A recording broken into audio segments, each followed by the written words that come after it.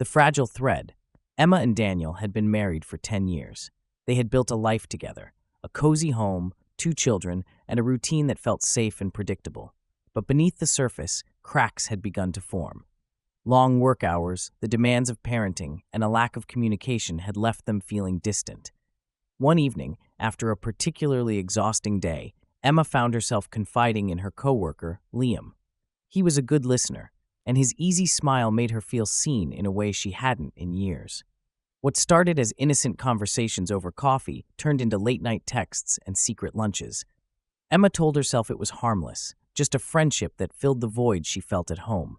But one night, after a work event, the line was crossed. Emma and Liam shared a kiss, and in that moment, guilt and desire collided.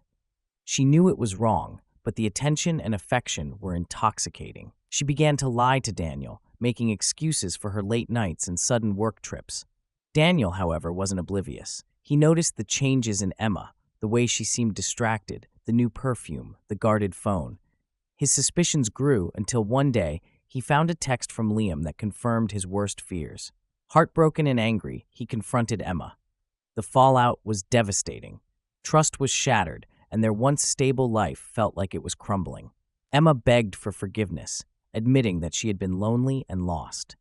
Daniel, torn between his love for her and his pain, struggled to decide whether to fight for their marriage or walk away.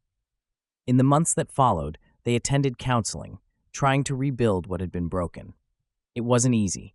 There were moments of rage, tears, and silence.